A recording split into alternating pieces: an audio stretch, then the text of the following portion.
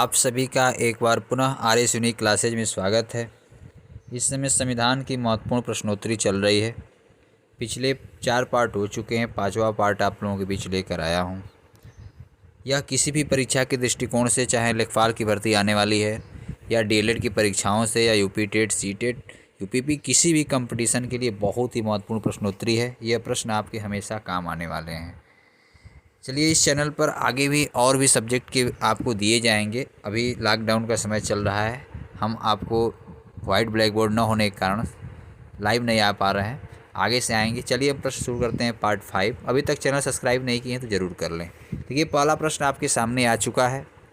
अशोक चक्र में तिलियां किस रंग की हैं? ये बहुत महत्वपूर्ण प्रश्न है कि जो अशोक चक्र होता है, देखे होंगे तिरंगे के बीच में अशोक चक्र है, उसमें तिलियां किस रंग की हैं। देखिए, पहले ऑप्शन देख लीजिए। ऑप्शन लिखा है काली रंग, बी ऑप्शन लिखा है नीली, सी लिखा है लाल, डी लिखा है पीली। तो आप जानते हैं कि तिरंगा 3 रंगों से बना है, केसरिया, बीच में सफ़ेद और नीचे हरा। जो सफ़ेद रंग है उसके बीच में एक अशोक चक्र बना है जिसमें कितनी तिलियां होती हैं? 24, और उसका रंग होता है नीला रंग, यानी नेवी ब्लू रंग की होती हैं। इसको याद रखिएगा, नेवी ब्लू कहीं लिखे तो नेवी ब्लू रंग, नीली रंग की इसकी चक्र की तिलियां होती हैं। तो पहले प्रश्न का नीली रंग होगा। बहुत ही महत्वपूर्ण प्रश्न है। बहुत लोग काली समझ जाते हैं, ऐसा नहीं है। पहले का ऑप्शन बी है। दूसरा प्रश्न आपके सामने आ गया कि राष्ट्रीय गीत के गाने का समय है। राष्ट्रीय गीत के बारे में पीछे भी चर्चा हम कर चुके हैं। राष्ट्रीय गीत कौन सा है? वंदे मातरम। इसका यहाँ प्रश्न पूछा है कि राष्ट्रीय गीत के गाने का समय क्या है। ऑप्शन आपके सामने।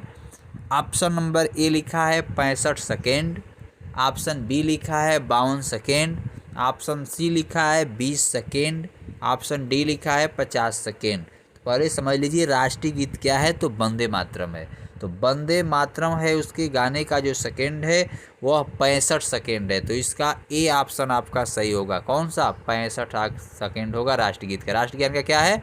52 सेकेंड। राष्ट्रीय गान का संक्षिप्त समय पूछता है तो 20 सेकेंड होता है। तो दूसरे का ऑप्शन ए सही था, 65 सेकेंड का।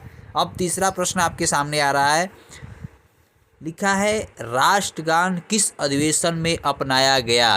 वैसे ही राष्ट्रगीत वाला भी याद रखिएगा। राष्ट्रगान यानी राष्ट्रगान मतलब जनगण मन किस अधिवेशन में अपनाया गया?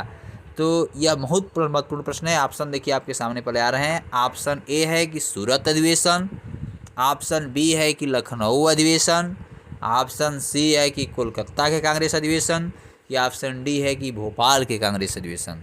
तो कांग्रेस के किस अधिवेशन में यह अपनाया गया? तो यह कांग्रेस के कोलकाता अधिवेशन में सर्वप्रथम 1911 ईस्वी में गाया गया था। किसमें? कोलकाता, यानी 1911 ईस्वी में कोलकाता में गाया गया था। तो तीसरे का सी ऑप्शन यहाँ पर सही है। ऐसे ही राष्ट्रगीत भी था 1896 में कोलकाता अधिवेशन में ही गाया गया था। चलिए चौथे प्रश्न की तरफ चलते हैं। भारत का राष्ट्रीय वृक्ष है। यह बहुत महत्वपूर्ण प्रश्न है। राष्ट्रीय पशु, पक्षी, फल, ये बहुत परीक्षाओं में जरूर कोई ना कोई एक प्रश्न इससे बन जाता है। तो पहले याद रखना है, राष्ट्रीय वृक्ष पूछा है कि भारत का राष्ट्रीय वृक्ष है। ऑप्शन पहले देखते हैं। ऑप्शन ए में लिखा है अशोक, ऑप्शन बी में लिखा है बरगद, ऑप्शन सी में लिखा है पीपल, ऑप्शन डी में लिखा है आम। तो भारत का राष्ट्रीय वृक्ष है, आप सोच सकते हैं कौन सा है राष्ट्रीय वृक्ष? तो बरगद है, जिसे वट के नाम से भी जानते हैं। तो भारत का राष्ट्रीय वृक्ष कौन सा है? बरगद है। तो चौथे का बी ऑप्शन यहाँ पर सही है। बहुत ही महत्वपूर्ण प्रश्नोत्तरी चल रही है। आप हमारे चैनल से नहीं जुड़े हो तो नीचे सब्सक्राइब का बटन है, सब्सक्राइब कर लें। और नोटिफिकेशन जो आगे है बेल घंटी का, उसका आइकन प्रेस कर देंगे तो आपको नोटिफिकेशन भी मिलते रहेंगे जो भी वीडियो हम डालेंगे। आइए देखिए, 5वां प्रश्न आपके सामने आ चुका है।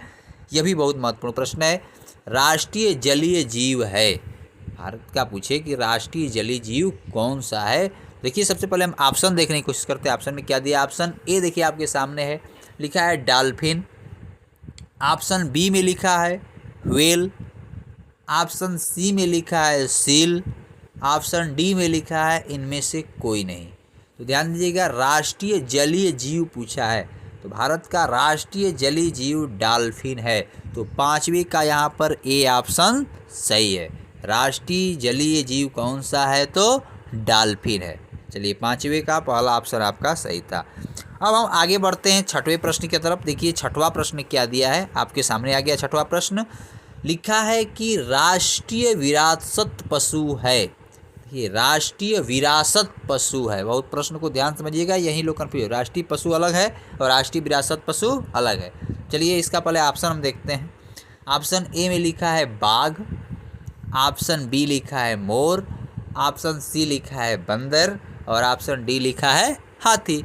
तो राष्ट्रीय विरासत पशु पूछा है, राष्ट्रीय पशु अगर पूछे तो कौन सा है? बाघ है। राष्ट्रीय पशु बाघ है और राष्ट्रीय विरासत पशु हाथी है। तो 6 का डी ऑप्शन यहाँ पर सही है। राष्ट्रीय विरासत पशु आपका कौन सा हो गया? हाथी हो गया। और यहाँ पर मोर दिया है तो राष्ट्रीय क्या है? पक्षी थी। चलिए ये जो राष्ट्रीय जो प्रतीक चिन्ह है इसको जरूर तैयार कर लीजिएगा, इससे जरूर परीक्षा में प्रश्न बनते हैं। अगले टॉपिक संविधान की प्रस्तावना की तरफ बढ़ते हैं।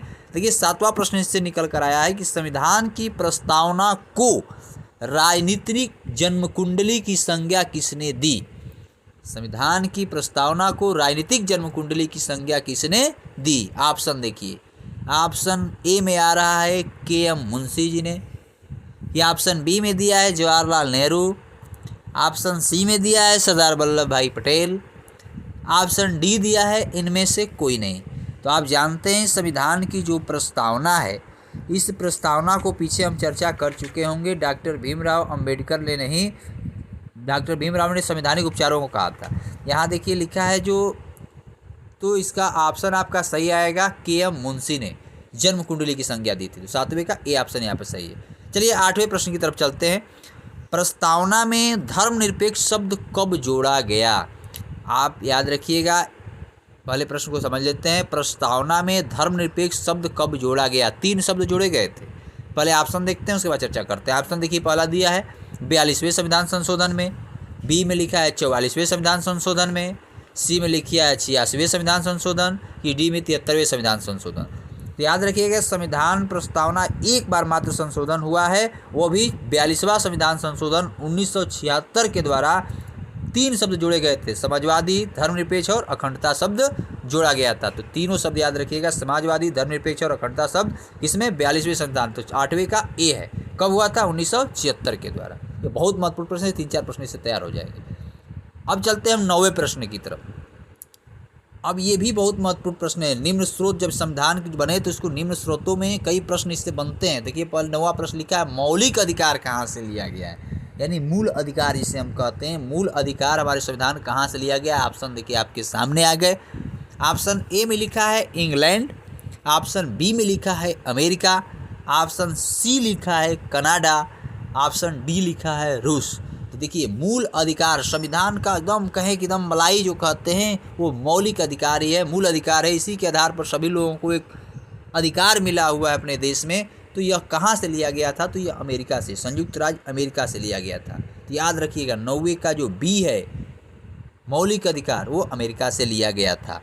अब अगला प्रश्न आपका आ रहा है 10वां और अंतिम प्रश्न है कि मूल कर्तव्य कहाँ से लिया गया था, जिसे मौलिक कर्तव्य कहते हैं।